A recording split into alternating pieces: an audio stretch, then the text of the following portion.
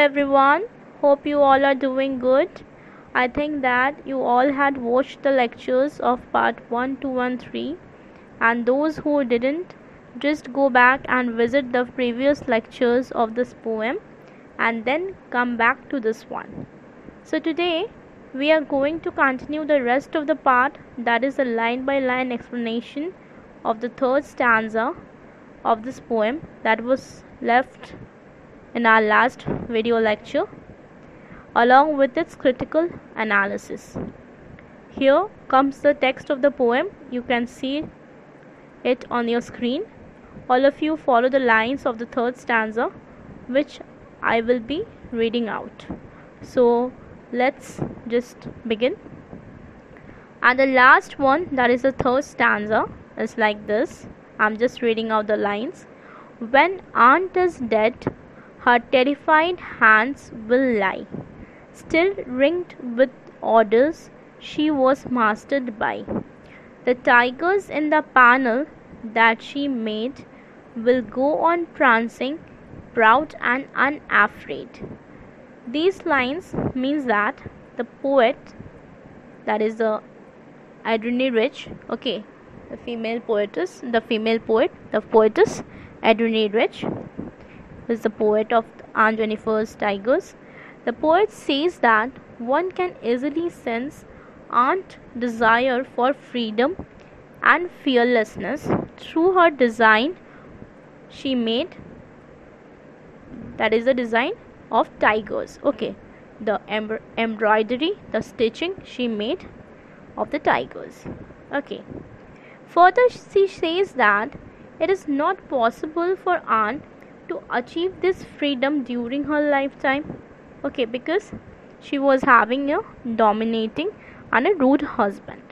Her wish to live a free and fearless life is indicated by her choice of her art or her stitching, that is the tigers. Why she is stitching the tigers? Because the tiger is known as very brave, a very fearless animal. It shows her innermost desire of being strong, fearless, which has been overpowered by her husband. It shows her inner desire of being strong and very fearless lady, but she can't be like that because she is having a very rude, very dominating husband. She is very much suppressed by her husband. And she has to follow each and every order of her husband. Probably her ordeal will end up upon her death. She will attain it only after her death, but here also the irony of her life is that still she will be tied up to her husband through the wedding ring. So after her death she will be free. We think that after her death she will be free, but the actual thing is that she won't be free after her death, because there will be a wedding ring that will be present on her fingers. And that ring is owned by her husband. That is a symbol that her husband owned her. That is the only symbol that the husband of Aunt Jennifer owned her. So after her death, but here lies a kind of irony, we can say, that she will be tied up to her husband through her wedding ring. The ring was the sole proof of the tortures and the torments which she had faced from her husband. The torment and the tortures that her husband had given to Aunt Jennifer, that ring is a proof that her husband had dominated her very much. He was very rude to her. He had tormented her, tortured her physically and mentally. And after she dies, after her death, she won't be free from her husband. अपने death के बाद भी, मरने के बाद भी अपने husband से पूरी तरीके से फ्री नहीं हो पाएगी. क्यों नहीं फ्री हो पाएगी? क्योंकि उसके फिंगर में, उसके हैंड में, उसके हाथ में वो वेडिंग रिंग रहेगा, और वो वेडिंग रिंग जो उसको उसके हस्बैंड के साथ, आन जेनिफर को उसके हस्बैंड के साथ कनेक्ट करता है। वो वेडिंग रिंग रहने की वजह से वो मरने के बाद भी अपने हस्बैंड से कभी भी फ्री नहीं हो पाएगी। Okay, her frightened shaking fingers, the fingers that are shaking, that are trembling, okay, will be put to rest after she dies, obviously. But still, even after death, the ring shall remain on her hand. Her trembling, shaking fingers will be in rest after she dies, okay. But the ring that she is wearing will be present on her hand after she will die. The ring shall remain on her hand, and that is her husband rule over her is not yet over. Okay, the ring that will remain on her hand, वो जो ring उसके हाथ में रहेगा, that is the only proof that her husband rule will never be over, will never over. Okay, after she dies. Okay, वो मरने के बाद भी उसका जो husband का जो command है, जो rule है, okay, उसका वो हस्बैंड का जो रूल है उसके ऊपर, उसके मेंटालिटी के ऊपर, उसके मेंटल वो जो सोचती है उसके ब्रेन के ऊपर, उसके बॉडी के ऊपर, उसके जो हस्बैंड का जो रूल है, the rule of a husband won't be over, okay, after she dies. So that means that after she will achieve death, okay, after she will die, Aunt Jennifer won't be free ever in her lifetime. Okay, in her lifetime she won't be free, and after achieving death she won't be free, because the ring, the wedding ring, will be present on her fingers. Okay, the wedding ring is a symbol that she is connected to her husband mentally and physically. Okay, after her death, her desire of freedom and fearlessness shall remain alive in these tigers which she has embroidered. Okay, after she will die, the symbol she had made, the symbols which is acting, the tigers which is acting as a symbol, okay, in the poem, the tiger she had made, the fearless and the brave tiger, and the which she has made, who are very free, who are roaming freely in the forest. Okay, and her inner desire to be free, her inner desire of freedom and fearlessness shall remain alive in the form of these tigers which she made in her art, which she made in the embroidery. Okay, on the other hand, there are the tiger designed by Aunt Jennifer, which will always depict a desire of living a fearless life. As I told you, that tigers are acting as a symbol in her life. Okay, the tigers which Aunt Jennifer had made in a cloth, in a piece of cloth, are acting as a symbol in her life, or as well as after her death. It will act as a symbol. Okay, because the tiger will depict the image, the embroidery will depict a message, or will depict an image to the readers or to the audience, that she was having Aunt Jennifer was having an innermost desire to be free, to be fearless, but due to her dominating husband, she can't be like that. Okay, that is the reason she had made the tigers on the piece of cloth. Okay, and she has stitched a tiger, some tigers who are roaming in a forest very freely, and they are example of bravery. Okay, and that is the reason that she had made those, she has chosen a tiger.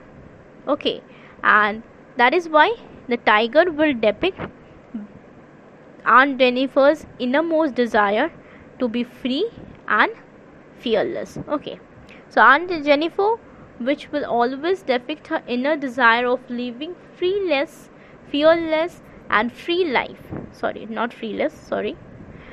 Fearless and free life by jumping proudly, prancing. Okay, jumping proudly and bravely on the piece of cloth. Okay, the tigers will be unafraid. Okay, they will be very proud. Okay, and they will be looking as a very elegant. Okay, the piece of the cloth, the piece of the art which is made by Aunt Jennifer, will look as a very elegant piece of material, and the tigers are a true example of the bravery and fearlessness, as well as they will be act as a symbol in this poem as well as in the life of Aunt Jennifer's too, and they will be very proud and brave. Okay, so by this we come to the end of the detailed explanation as well as a critical appreciation of the poem. Today I'm not making a very long video because see, it's very important to complete a detailed analysis and a detailed explanation of the poem. Okay, last class I can continue this, but it would have been very too lengthy video. That's why I didn't opt for that, and that is the only reason that I'm just focusing on the third stanza and some keywords. Okay, so today I just made a small video for you all so that you can just read out, or you can just understand the explanation of the poem as well as along with its critical appreciation or analysis. Okay, and in my upcoming videos I'll be coming up with new other topics obviously related to this poem. Okay, the poem is not completed yet. There are many more topics which I will be discussing with you all from this particular poem, Aunt Jennifer's Tigers. So in my last video, I just want to share something to you all. In my last video lecture, those who had gone through, they must have noticed that in the text I marked out some words and phrases with red dots that are the keywords in the poem. I think you all had noticed this, the red dots in the text. Okay, that are the red dots on some words or on some phrases. Okay, that are the keywords in this poem which you are going to use. What are the uses of these keywords? I already told you earlier also. Again I am repeating that in this text I marked out some words and phrases with red dots. Just notice them carefully. That are the keywords in the poem which you are going to use in your answers to fetch good marks, as well as to recognize the reference to context in your examination, and also for the meanings. Sometimes particular meanings is been asked in your exam. कभी कभी exam में meaning पूछा जाता है, especially these words का, the words which is very important in your poem. Okay, and that is why I have just mark out the keywords for you all. And in our offline classes, I just hope that soon everything goes all right and we will just resume with our offline classes after a month or so, yeah, 1 or 2 months later, whenever it will be suitable for us. Okay, when each and every situation will permit us to do so. Okay, so the keywords are very essential. Okay, if you're using keywords in your answers, it will very much benefit you. And not only in the poem section, you can use keywords in each and every section. You can use it in a prose section too, in the poem section too, and whatever writing means whatever text you are going through, you can use in each and every chapters. Okay, not only in poem section, you can use it too in your prose section also. Okay, because using keywords in your answers is very much what I will say is very much essential also, and it's very easy to fetch good marks. If you're writing a good quality answer,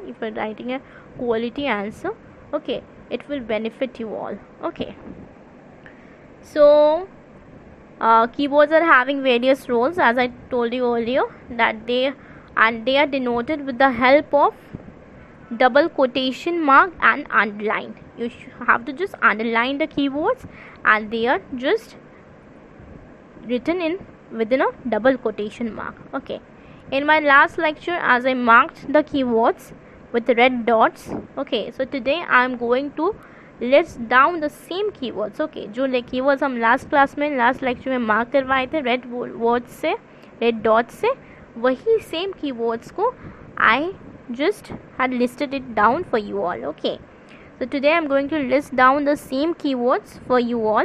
You can just see the list of the keywords on your screen right there. Okay, you can just the numbering has given to you. Okay, it had been numbered, the keywords have been numbered. You can just notice it on your screen. You can just see it right there on your screen, the keywords which from this poem section. Okay, from this poem, all of you just memorize it, memorize the keywords, and don't forget to mark this keywords in your textbook itself. Those who are having textbook, the Flamingo textbook with you all, just mark it down with a pencil or a pen, whatever you like. Okay, just give it double quotation to mark it, and just underline those words or phrases. Okay, am I clear to you all? Just underline the words and mark them with just double quotation mark. It is denoted that you have marked the keywords. Okay, and just marked in the same manner in your exam when you will be writing your answers. Just mark like that in your answers. Just do a double quotation as well as underline it. Okay, then the examiner or the teacher will able to understand that you had use a keywords. Okay, and sometimes many of the students just for information purpose uses, if you're writing with a black pen, for example, if you're writing your answers with a black pen, some of the students just highlight it with a other color. You can't use, obviously you can't use any other color. You can use if you're writing your answers with a black pen, you can just use blue, okay, to highlight the keywords. Yeah, sometimes if you're writing your answers with blue, you can just highlight the keywords with black, just vice versa. Okay, so in my last lecture, as I told you that I marked the keywords, so you can see the list on your screen and just mark those keywords. So we are done for today. In my next video lecture, I will be coming up with some other new topics and aspects dealing with this particular poem, Aunt Jennifer's Tigers. Meet you soon in my next virtual classes. Okay, till then revise that had been taught to you all. For latest updates, subscribe and share my channel. Surely tap on the bell icon. Always stay tuned. Bye bye. Take care, students. Goodbye.